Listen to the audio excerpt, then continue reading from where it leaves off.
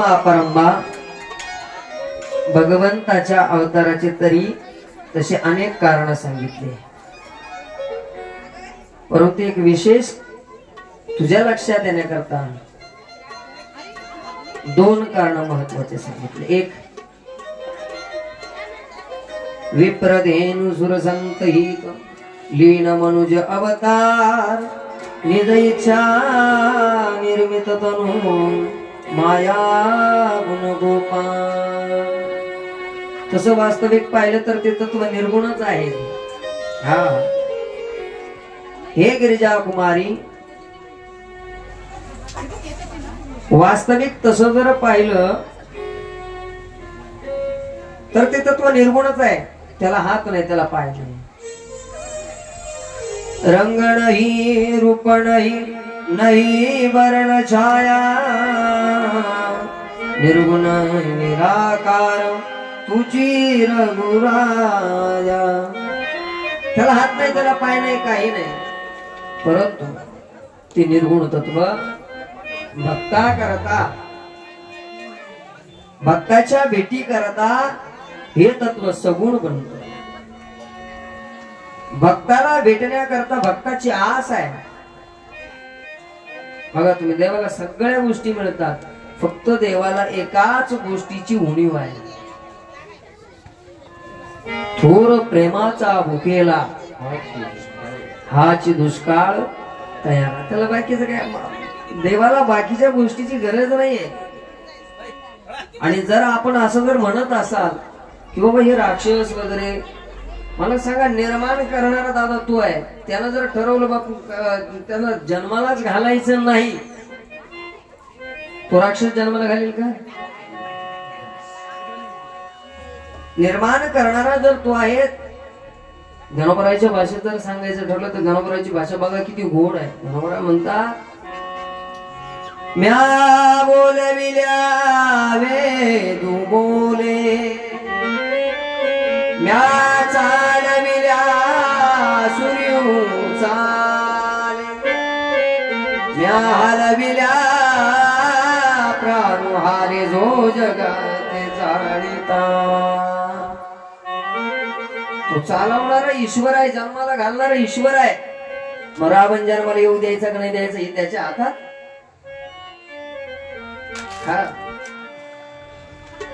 पण तरी सुद्धा तो ईश्वर काय करतो, संतांच्या भेटी करता येतो. बघा तुम्ही, एखादा गाव सोडून गेलेला एखादा जर व्यापारी असेल किंवा एखादा व्यक्ती, जरा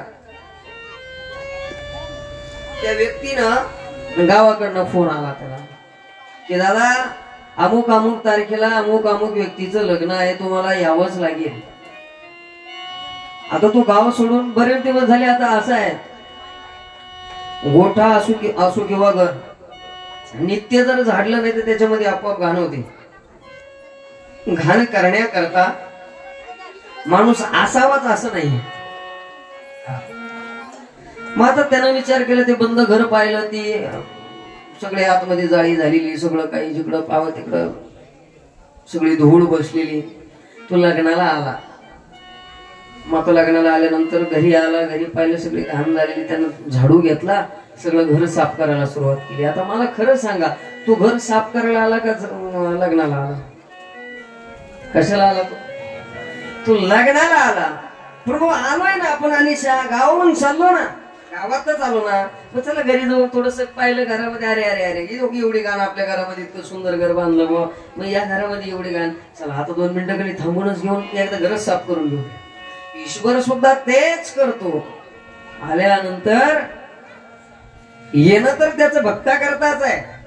अवतार तो मादराया करणा, अवतार तो मादराया करणा, अवतार तो मादराया करणा, अवतार तो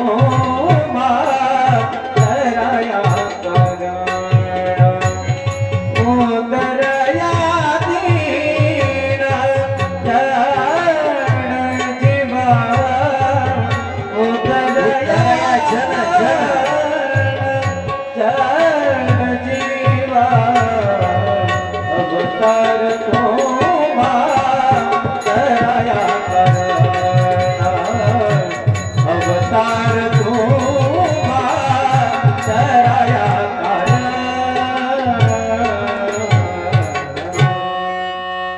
महाराष्ट्राचं प्रमाण 10 मिनिटं बाजूला ठेवतो.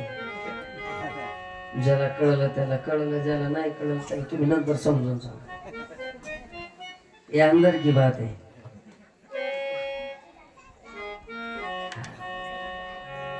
ईश्वर येतो तो भक्ता करता. तशा अवताराचे सुद्धा अनेक कारण आहेत. विशेष पहिलं कारण सांगितलं. रामजी म्हणतात तसं वास्तविक, स्वामीजी म्हणतात तसं वास्तविक त्या ईश्वराला हात नाही, पाय नाही, काहीच नाही, काहीच नाही. तरी सुद्धा बिनु पद चलहि सुनई बिनु काना करऊ बिनु कर्म करई बिनाना. त्याला हात नाही, त्याला पाय नाही, तरी ते सगळं कार्य करत केवळ भक्ता करता. पहिलं कारण सांगितलं. जय विजय. हे भगवंताचे पार्षद आहे बरं का. भगवंताचे पार्षद काक भुसुंडजी महाराज सांगतात, हे भोले बाबा, या जय विजयाला थोडासा अभिमान झाला. अभिमान झाल्यानंतर ते आईसाहेब लक्ष्मी आईसाहेबांनी पाहिलं. लक्ष्मी आईसाहेबांना सांगितलं देवाला, देवा ही जास्त अभिमान मधामध्ये आहे, त्यांना थोडं दंडित करावं लागेल. देवानं सांगितलं, हे बघ मी दंडित करणारच आहे यांना, पण काहीतरी कारण असल्याशिवाय दंड देता येत नाही. जर मी दंड दिला तर लोक म्हणतील बायकोचं ऐकून यानं गडी काढून दिली, नाही का. काहीतरी कारण. थांब लक्ष्मी काम म्हणले. हा लक्ष्मी आई साहेबाची बातमी कानावर आली आणि एक दिवस शनकादिक मुनी भेटण्याकरता भगवंताच्या दर्शनाकरता निज धामाला आले. की भगवंताची मायाच आहे, लीलाच आहेत. आदिनारायणाची ही एक दिव्य लीला म्हणावी लागेल. भगवान विश्राम करत होते. जय विजयानं आपलं कार्य केलं. जय विजयानं सांगितलं थांबा, आतमध्ये जाता येणार नाही का, प्रभू विश्राम करत आहे. आता मला सांगा, द्वारपाळाचं काम काय आहे. आतमध्ये जर विश्राम चालू असेल तर आलेल्या व्यक्तीला सांगणं हे द्वारपाळाचं काम आहे. आता मला खरंच सांगा, द्वारपाळाचं खरंच चुकलं होतं का. जर समजा डायरेक्ट जर जाऊ दिलं असतं तर भगवंतांनी यांना दंडित केलं नसतं का. त्यांनी त्यांचं कार्य योग्य केलं, पण भगवंताची लीला बघा कशी आहे. सरकाधिकांना सांगितलं, महाराज तुम्ही सज्जन आहात, पण आतमध्ये जाता येणार नाही का, कारण प्रभू विश्राम करताय. सरकाधिकांना क्रोध आला. सरकाधिकांनी सांगितलं, अरे भगवंताच्या दर्शनाला तू आम्हाला अडवतोस, मी तुला श्राप देतो, तू 3 जन्म राक्षस होऊन जा तुम्ही दोघ जण. स्वामीजी म्हणतात, जन्म एक. बघा तुम्ही किती भयंकर परिस्थिती. त्यांनी हात जोडले, सरकाधिकांच्या समोर हात जोडले. सांगितलं, महाराज आमचं चुकलं, पण प्रभू आतमध्ये विश्राम करताय.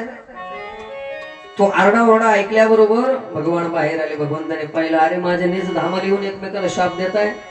ठीक आहे, जाऊ द्या. द्वारपाळांना सांगितलं, तुम्ही घाबरू नका.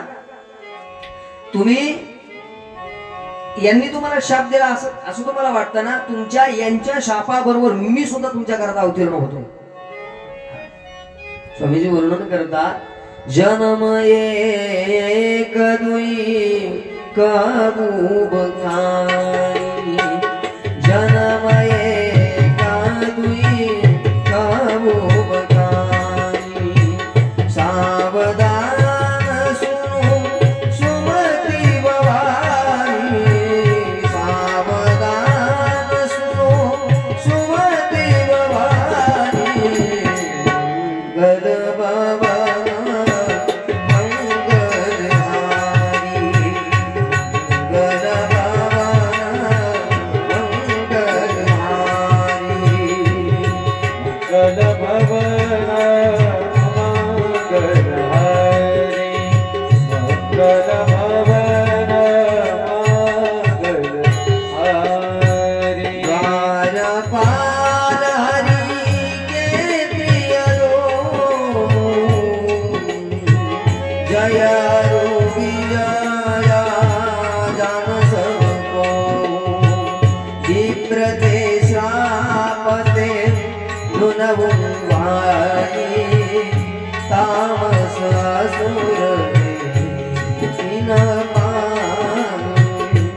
कनकसी पूर फाट करोचन जगत विदित सुर पति मन मोचन विजय समरा वीरा विधाता दरिद्रा भूमि पाता मुकुट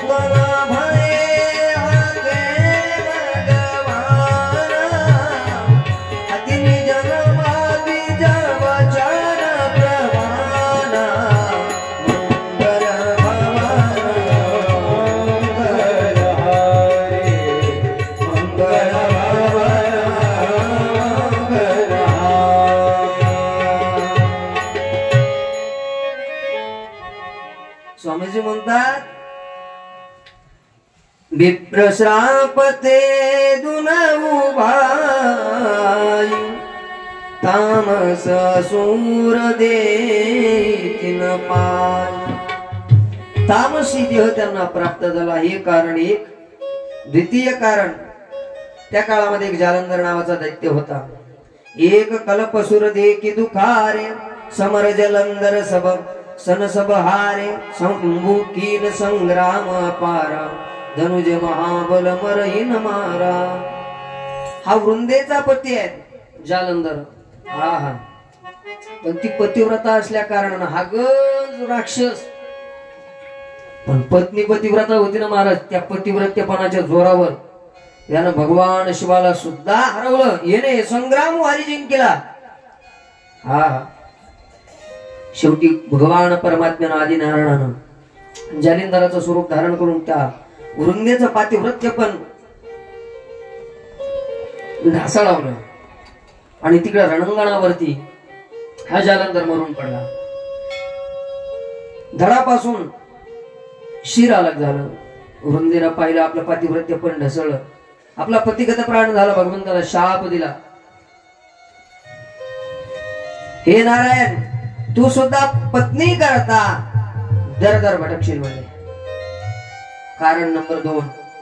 कारण नंबर 3 त्या काळामध्ये एक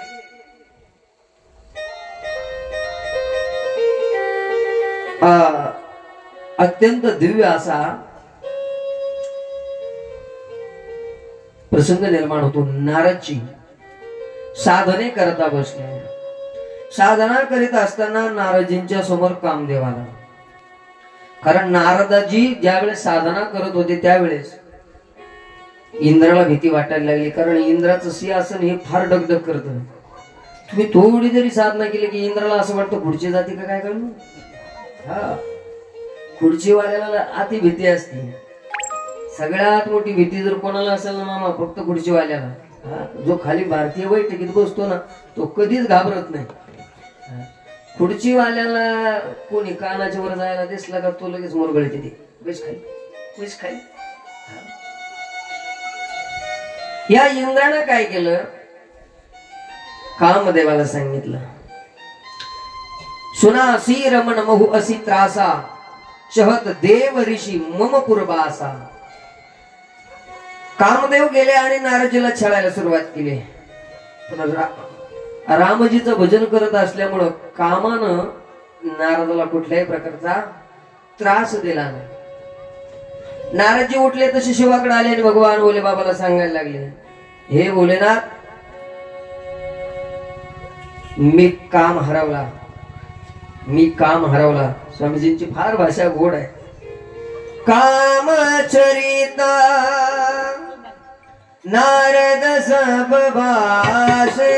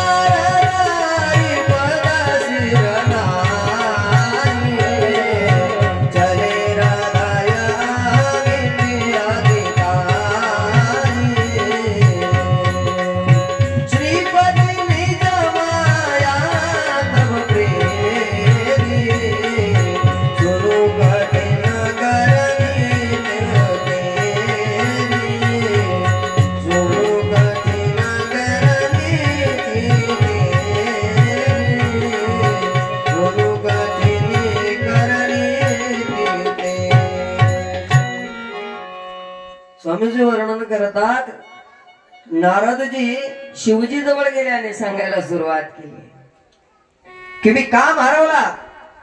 भोले बाबाने सांगितले बघा म्हणले तुम्ही माझ्याजवळ बोलले इथपर्यंत खरंय,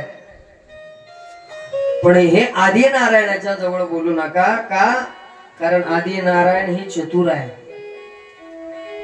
आणि देवाला सगळं सहन होतं, पण अभिमान सहन होत नाही. तुकोबरा म्हणतात तो तिळभर जरी असला ना, सगळ्यात मोठा बोजा जर कशाचा असेल तर फक्त अभिमानाचा आहे.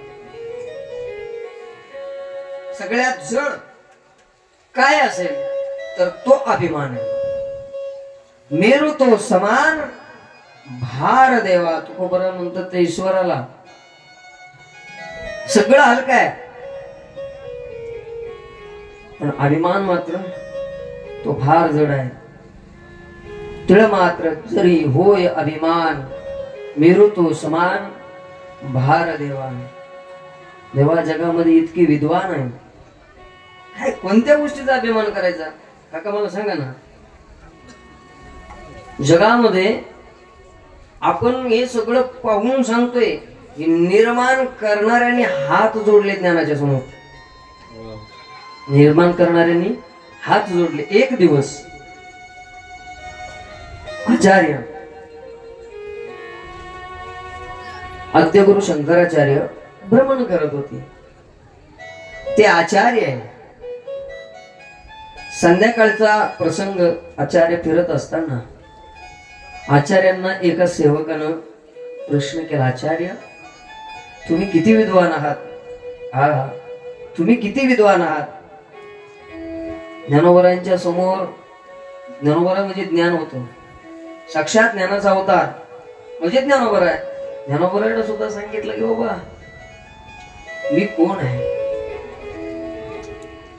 ज्ञानोबरांनी स्वतःला एक किंकर म्हणून समजून घेतलं, एक सेवक. हा,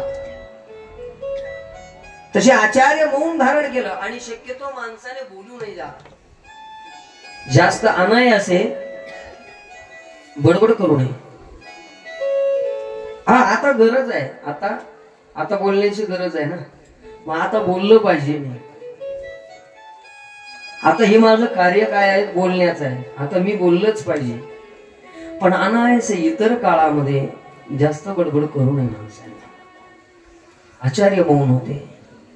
आणि तुम्हाला जास्त बोलल्यानंतर मला तरी असं वाटतं अनायासे जर आपण बडबड केली तर कधी तोटा होईल सांगता बी येत नाही. म्हणून तर आपल्या वैदिक शास्त्रामध्ये एक सूत्र सांगितलं, मौनम सर्वार्थ साधनम. मौन हे फार मोठं साधन आहे. दुःखापासून, सगळ्याच गोष्टीपासून वाचण्याचं. एक कवी होता, रस्त्यानं निघाला आणि रस्त्यानं जात असताना त्याला एक माणसाची खोपडी सापडली. बघा तुम्ही अभिमान कसा असतो. खोपडी, ती खोपडी त्याच्याशी बोलायला लागली. एकांत होता ना, एकांतामध्ये बोलायला लागली. त्याला आश्चर्य वाटलं. तो म्हणला अरे खोपडी माझ्याशी बोलते. तर त्यानं काय केलं, तर खोपडीला सांगितलं म्हणजे आता जे बोलले तू पुन्हा बोल. खोपडी पुन्हा बोलायला लागली. तो कवी धावत धावत गेला राजाकडे. राजाला सांगितलं महाराज महाराज महाराज महत्वाची मीटिंग चालली होती. राजा म्हटलं काय? माझ्या सोबत चला तुम्हाला एक चमत्कार दाखवतो. म्हणजे काय चमत्कार आहे? एक पुरातन खोपडी ती माझ्याशी बोलली. असं? अरे म्हटले आमचं महत्वाचं काम चालू आहे, तुम्हाला चमत्कार दाखवतो ना. एक म्हणले चमत्कार जर घडला नाही तर मी तुला त्या स्थानावर तुला मृत्यूदंड देईल. हे काय महाराज? कारण खालून खोपडी बोलली होती. अभिमान होता ना तिच्यामध्ये, अहंकार. ती खोपडी ज्या वेळेस अंधारामध्ये याचे लात लागले त्यावेळेस खोपडी पुन्हा एकदा बोलली होती, खाली बघून चाल. कारण ती खोपडी पडलेली असून सुद्धा हातला अभिमान जागे झाला तिच्यातला. मला लात मारतो. हा, खोपडी बोलली ना. काय बोलली? खाली बघून चाल. हा, राजाचं मनगड धरलं. राजाने सांगितलं जर चमत्कार दाखवला नाही तर मी तुला नमस्कार दाखविला. हा ध्यानात ठेव. सेवक संगतीला घेतले, निघाले. जिथं खोपडी पडलेली होती तिथं आले. राजाला सांगितलं, अरे कुठे चमत्कार. त्यानं ते खोपडी लाथ मारली. ए खोपडी, तू क्यों पडी.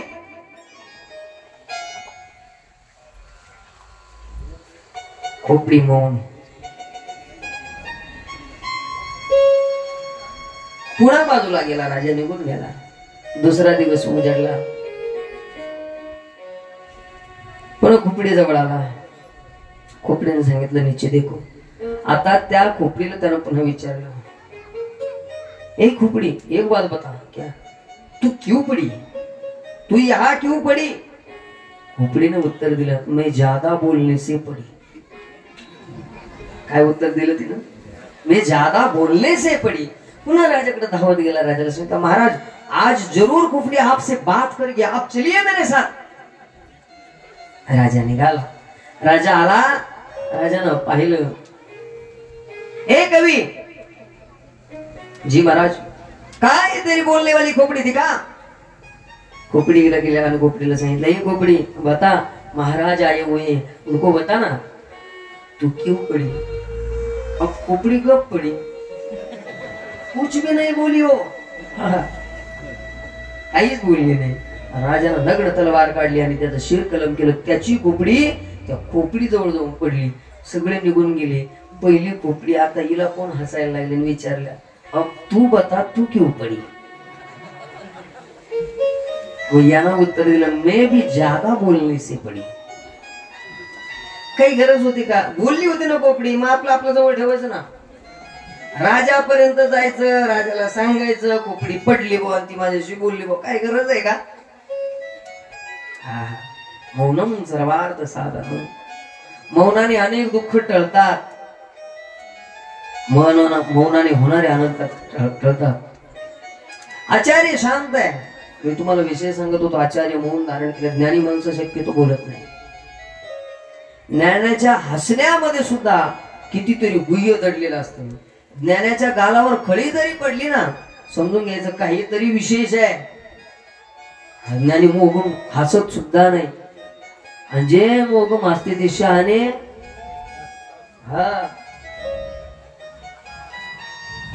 माणसाने समय जाणला पाहिजे. आचार्य शांत आहे. आचार्यांना विचारलं, आचार्य तुम्ही किती ज्ञानी आहात. आचार्य शांत आहे. ना दोन एक दिवस आचार्यांच्या मनात आलं आणि आचार्यांनी पाहिलं, याच्या अंतःकरणातला असणारा दोष काढावा लागेल. कारण संत आहे. अवतार तुम्हा धरया कारण उद्धरया जन जड जीव. इथं बसतो ते आता असं आहे. आचार्यांनी एक जाता येता पशुच्या प्रवासी व्यक्तींच्या पायाखाली तुडलेले एक चिपाट पाहिलं. चिपाट ज्याच्यावरती गाड्या घोडे जाऊन जाऊन तुडून जे फक्त आता त्याची चुट्टी शिल्लक असते. चिपाट. ती चिपाट घेतला आणि असं समुद्रामध्ये पाण्यात बुडवलं आणि ते उभं धरलं. मला सांगा किती पाणी आलं असेल बरं त्या चिपाटाला. हा फक्त ओलं झालं मला जोग केल्याबरोबर ते पाणी गळून गेले. आचार्य सांगतायत, बाबा या चिपाटाला जेवढं पाणी लटकलेलं ना म्हणले तेवढं सुद्धा ज्ञान आपल्या जवळ नाही. व्यास किती ज्ञानी आहेत विचारा व्यासांना. ज्ञानोबरा म्हणतात, व्यास उच्चिष्ट जगत. हा नमोस्तुते व्यास विशाल बुद्धे फुल्लारविंदायत पत्र नेत्रम येन त्वया भारत तैल पूर्ण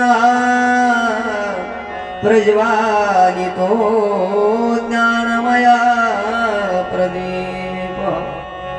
एवढे मोठे व्यास आहे. विशाल म्हणजे समुद्र. ते व्यास सुद्धा मौन झाले. महाराज अभिमान कोणत्या गोष्टीचा करावा. हा स्वामीजी म्हणतात, आज नारदजींना अभिमान झाला. आणि नारदजीचा अभिमान दडवण्याकरता भगवंताने सुंदर अशी अति प्रचंड रघुपति के माया जे नमो असको जग जाया, सुंदर अशी नगरी बनवली. आणि त्या नगरीमध्ये त्या नगरीचं नाव आहे तो शीलनिधी.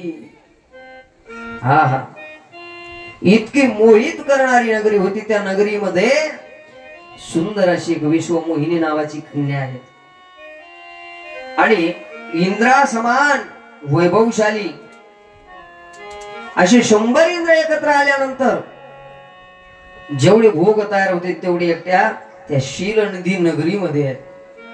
बल तेज रूप याची खानच आहे ती नगरी.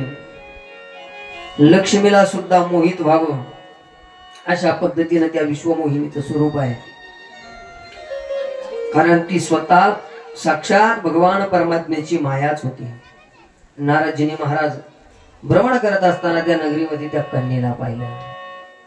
आता नारदजी त्या नगरीमध्ये प्रवेश करायला लागले. स्वामीजी त्या प्रसंगाचं वर्णन फार मनमोहित करून वर्णन करत आहेत. आहा, काय नारदजीचं वर्णन करावं, काय नारदजीची फजिती झाली म्हणले.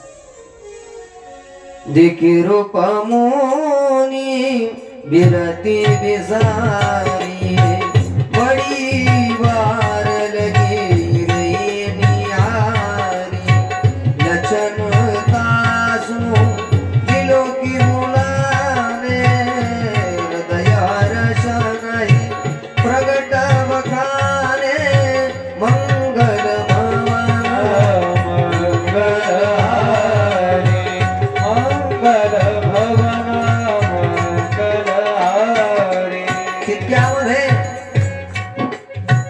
नारदने त्या नगरीमध्ये प्रवेश केला. आणि त्या नगरीचा राजा तो समोर आला.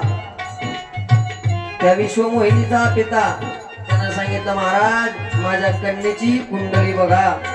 हा, कुंडली पाहिल्यामुळे नारदजीला आणखीनच सन्मान मिळाला. अति आरती कही कथा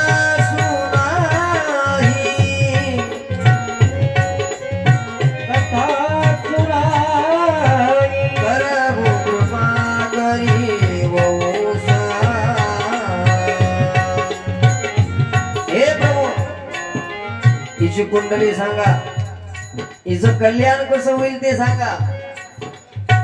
जे विदीनाथ होईत मोरा करवु सोवेगी दासन तुरा. हे प्रभू, हिचं कल्याण कसं होईल ते सांगा. हो, सांगितलं हिचा पती जगात सगळ्यात सुंदर असेल. संपूर्ण जग हिच्या समोर झुकेल. ती कुंडली सांगितल्याबरोबर महाराज नारद जशी निघाली ना तिथून, काही झालं तर चालेल पण ही विश्वमोहिनी आपल्यालाच मिळायला पाहिजे. नाराच्या डोक्यात पडला ना खटका. हा खटका लय खतरनाक. कामा तुरा नामना भयम न लज्जा. चांगले चांगले भ्रष्ट झाले म्हणजे त्याचं कारण आहे विकार. छातीला हात लावून सांगता येणार नाही का मी विकार जिंकावला. आपलं सोडा, आपण कलियुगातले, आपण जवळ तिथंच उभे.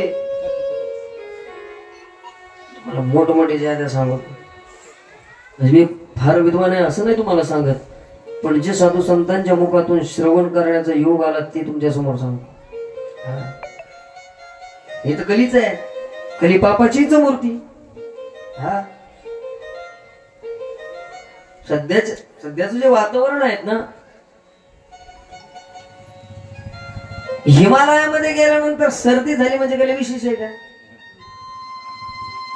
आणि मुळातच तिथं गारवा आहे, मग गारव्यात सर्दी होणारच ठरली. उन्हाळ्यामध्ये स्लॅबच्या घरात बसलं म्हणजे गरम म्हणून गेल्या अवघड आहे का? तो त्याचा स्वभाव आहे. कलियुगाची दादा ऐकावी तुरी पुत्र होईल पित्याचा फार भयंकर आहे शकुन वाचा तुम्ही तुमच्या लक्षात येईल देवा कली आहे श्रीमद भागवताच्या माझ्यामध्ये महात्म्यामध्येच